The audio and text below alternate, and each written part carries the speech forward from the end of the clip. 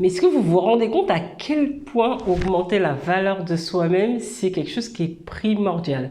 Et j'étais obligée de vous parler de ça aujourd'hui. Pourquoi? Tout simplement parce que moi qui suis coach performance, moi qui suis coach mental, je vous aide justement à performer, à enlever tous les freins. Et le fait de connaître votre valeur de vous-même, c'est la base en fait. Vous ne pouvez pas aller atteindre vos objectifs si vous n'avez pas conscience de ce que vous êtes en fait. Donc si vous manquez de valeur de vous-même, vous manquez de confiance en vous, vous manquez d'estime de vous, c'est la première chose à devoir travailler. Donc c'est pour ça qu'aujourd'hui je voulais vous aider avec des conseils, avec des astuces pour que vous puissiez augmenter la valeur de vous-même. Mais avant ça, quelles sont les choses qui moi me font dire que vous n'avez pas assez de valeur de vous-même?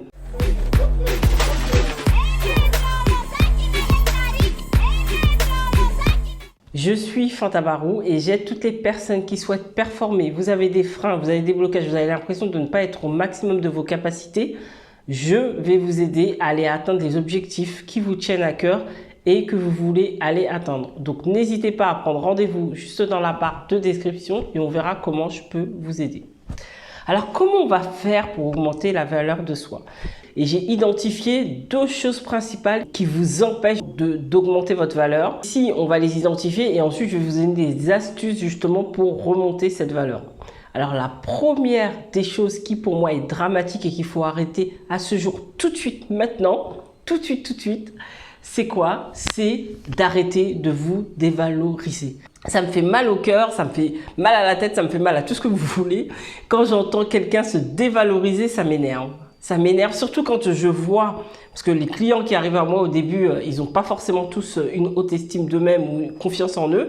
Et quand je les vois se dévaloriser, alors que moi je vois à quel point ils peuvent y arriver, je vois le potentiel, ça m'agace. Bien sûr, ça m'agace, c'est inconscient pour eux, mais ça m'agace parce que je trouve ça vraiment dommage et je trouve que c'est du gâchis. Parce que c'est bien que moi je puisse voir leur potentiel, mais si eux passent leur temps à se dévaloriser, bah c'est eux qui changent les choses, donc finalement moi je peux rien faire. Donc vraiment, arrêtez de vous dévaloriser, arrêtez de passer votre temps à vous dire que vous êtes nul, que vous n'êtes pas capable, que vous n'êtes pas à la hauteur. Parce que ça, malheureusement, qu'est-ce que c'est? Ce sont des pensées. Et ce sont des pensées qui vont déclencher des émotions, comme je vous le dis, et les émotions vont déclencher des actions ou des non-actions. Et si vous passez votre temps à vous dire que vous êtes nul, ben votre mental, qu'est-ce qu'il va vous dire? Il va dire, ben t'as raison. Il vous contredira pas, hein. Si vous dites à votre mental qu'il est nul, que vous êtes nul, ben lui, il se dit OK. Et du coup, il va vous écouter et il ne déclenchera pas les actions que vous souhaitez mettre en place comme des objectifs. Il ne les mettra pas en place parce qu'il vous écoute. C'est un peu comme une machine, c'est un robot. Donc si vous dites à longueur de journée que vous êtes nul, mais que vous mettez des objectifs qui sont différents de ce que vous dites, ça ne fonctionnera pas. C'est mort, moi je vous le dis. Je ne suis pas là pour vous mentir, ça ne fonctionnera pas. Parce que vous envoyez un message qui est contradictoire à votre mental. Et le mental, s'il a un message contradictoire, ben lui, il ne sait pas y aller en fait. Hein. Il ne sait pas y aller. Lui, il sait y aller avec des directives qui sont claires. Donc si vous lui dites qu'il est nul et qu'il n'est pas capable, ben lui, il va vous écouter. Donc ce que vous devriez faire, c'est vraiment arrêter de vous dévaloriser et d'envoyer ces signaux à votre mental qui sont contre vous. Vous allez bloquer sur le fait, dans votre entourage, vos proches, quelqu'un va vous critiquer, mais c'est vous la première personne qui vous critiquez en fait. Et c'est pour ça que vous entendez ces messages. Parce que vous les entendez, parce que ça fait tellement écho à ce que vous vous dites en permanence. Parce que le jour où vous allez arrêter, les petits brouhahas qui sont à l'extérieur, vous les entendrez peut-être, mais vous les entendrez beaucoup moins. Mais c'est parce que vous passez votre temps à vous les dire que vous savez exactement ce que ça fait en fait et ce que c'est. Parce que quand on a une haute estime de soi, on a confiance en soi, je ne dis pas qu'on ne les entend pas, on entend quand on nous critique. On n'est pas sourd, on ne devient pas sourd. On entend, mais ça ne nous fait pas autant d'effet que quand on se le dit à longueur de journée. Au lieu d'essayer de maîtriser des choses à l'extérieur que vous ne pouvez pas maîtriser, maîtrisez votre comportement et maîtrisez vos pensées et maîtrisez vraiment ce que vous vous dites en fait. C'est vraiment la première des choses à faire. Donc, on arrête de se dévaloriser. La deuxième chose que j'ai remarqué qui fait qu'on peut avoir une mauvaise valeur de soi, qu'est-ce que c'est? C'est le fait qu'on passe son temps à ruminer son passé. Arrêtez s'il vous plaît, je vous jure que ça aussi c'est un message que le mental ne comprend pas. Si vous passez votre temps à ruminer votre passé, à ruminer vos échecs, des choses qui n'ont pas fonctionné, des choses qu'on vous a faites, ben le mental, il va rester là-dedans.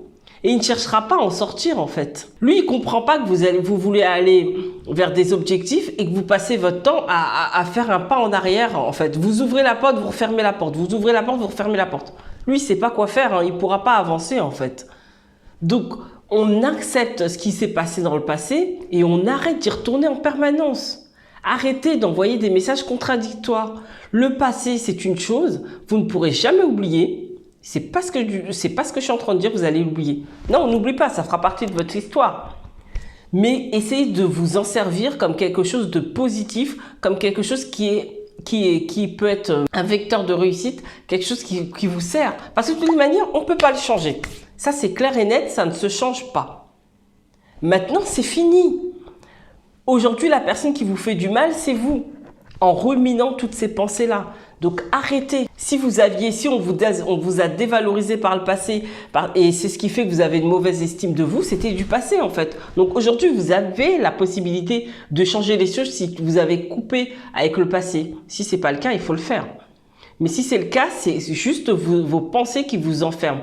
Donc faites comprendre à votre mental que vous voulez changer les choses et avancez. Bien sûr, là, je vous ai dit ce qu'il fallait faire, mais comment vous allez pouvoir le faire? Parce que c'est facile à dire. Ok, Fanta, on a compris, il faut qu'on arrête de se dévaloriser et il faut qu'on arrête de ruminer notre passé. Mais c'est plus fort que nous, j'y arrive pas. Comment je peux faire? En préparation mentale, on a des astuces, on a ce qu'on appelle des routines de performance. Et ces routines de performance, ça sert à quoi?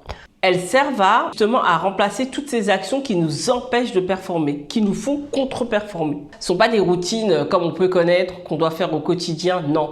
En fait, ce sont des routines dont on se sert pour performer au moment où on en a besoin.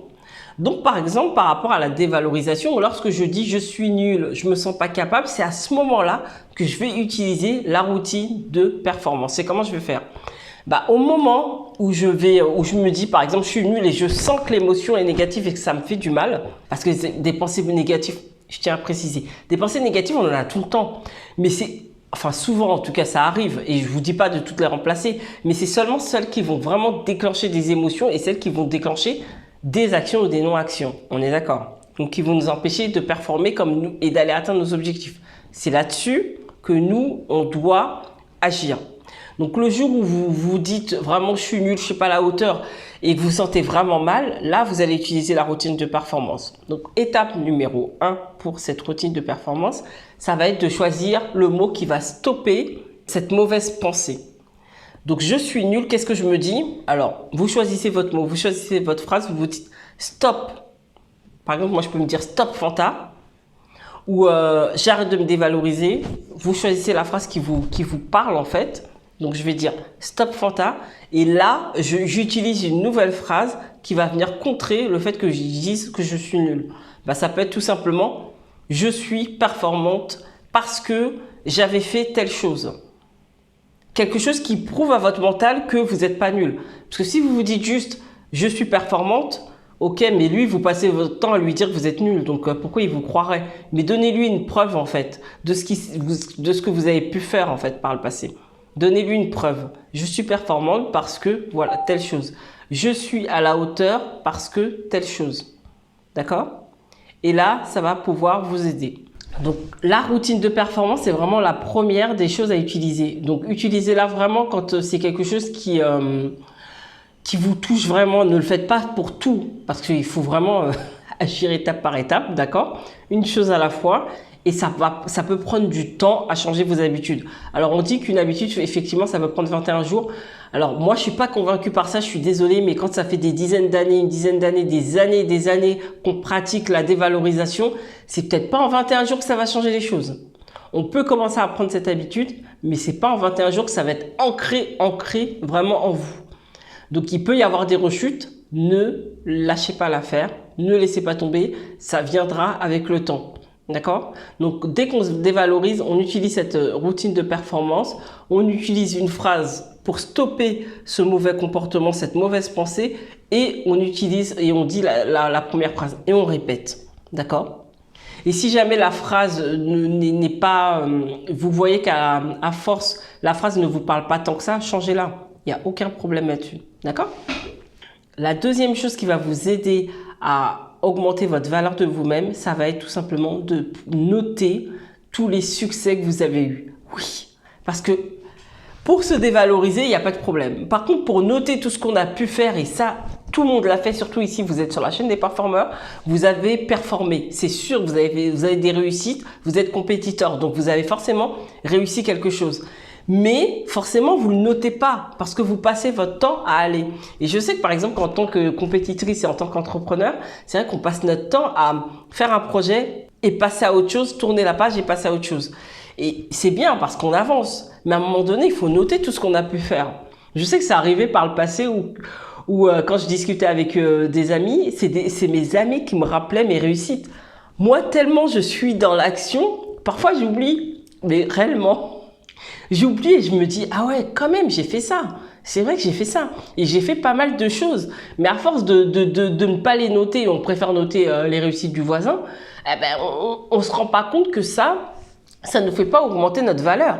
Parce que avoir confiance en soi, c'est aussi de réaliser des choses qui nous tiennent à cœur, mais de les noter et de se rendre compte qu'on les a réalisées. Et pour les réaliser, il faut les noter. Donc, si vous ne prenez pas le temps de les noter, prenez un instant et notez-les. Notez tout ce que vous avez pu faire par le passé et à quel point ça vous tenait à cœur. Peut-être qu'aujourd'hui, vous trouvez que c'est banal et que c'est facile. Croyez-moi, c'était pas si facile que ça. Et vous êtes passé par des choses difficiles, vous êtes passé par des obstacles que vous avez réussi à dépasser. Et ça, c'est votre valeur. Donc vraiment, j'insiste sur ça, sur cette valeur, le fait que vous allez réussir à performer grâce à votre valeur. Mais alors, la première des choses à faire, on arrête de se dévaloriser, on se valorise, on est sa propre maman, d'accord? On prend soin de soi, on est la personne la plus importante. Sinon, on n'arrivera jamais à performer et à atteindre nos objectifs. D'accord? Et la deuxième des choses, on arrête de ruminer le passé. Ça fait partie de notre histoire. Il s'est passé des choses difficiles, certes, mais maintenant c'est terminé, j'ai envie d'avancer. Donc, je laisse ce pan de l'histoire quelque part en moi, parce qu'encore une fois, il ne s'agit pas d'oublier, mais juste de l'accepter et d'avancer. Et on utilise les routines de performance et on utilise la notation des succès pour se souvenir de toutes les étapes par quoi on est passé pour réussir et pour se dire qu'on a réussi à aller où on voulait aller. D'accord? Donc n'oubliez pas, votre mental il est avec vous et il n'est pas contre vous. Et je vous dis à très bientôt pour la prochaine vidéo. Laissez-moi un commentaire, ça me fera plaisir pour me dire ce que vous en pensez. Allez, à bientôt. Ciao.